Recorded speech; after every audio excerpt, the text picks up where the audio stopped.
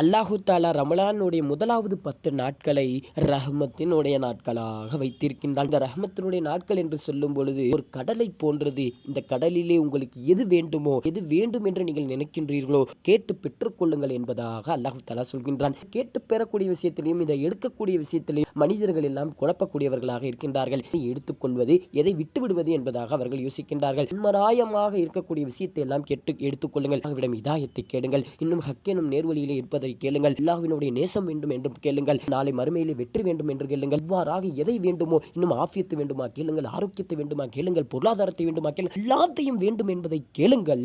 இதையெல்லாம் அல்லாஹு தஆலா தன்னுடைய மலக்குமார்களின் மூலியமாக கொடுக்கின்றான் சொல்லி கடைசியாக முடிப்பான். இதையெல்லாம் எல்லா நபர்களுக்கும் நான் உலகிலே கொடுத்தாலும் என்னுடைய கஜனாவிலிருந்து ஒரு கடுகு அளவு கூட குறைந்து விடாது என்பதாக அல்லாஹு தஆலா சொல்கின்றான். பட்ட இந்த 10 நாட்களிலே நாம் கேட்பதையெல்லாம் அல்லாஹு தஆலா கொடுக்கின்றான். ஆகவே முஸ்லிம்களே, இந்த வாய்ப்புகளை தவறவிடாதீர்கள். இது வாய்ப்பு என்பது ஒரே ஒரு முறையாக வருகின்றது. இந்த வாய்ப்பை, இந்த ரஹ்மத்தை நீங்கள் எல்லாரும் பெற்றுக்கொண்டு இன்னும் இந்த ரஹ்மத்தினுடைய நாட்களிலே அல்லாஹும்ம ரஹம்னா பி ரஹ்மத்திக்க யா ரஹ்மர் ராஹிமீன் என்ற இந்த கலிமாவை மீண்டும் மீண்டும் ஓதி அல்லாஹ்வினுடைய ரஹ்மத்தை முழுமையாக பெற்று நம்மை அல்லாஹு தஆலா புரிந்து கொள்வானாக.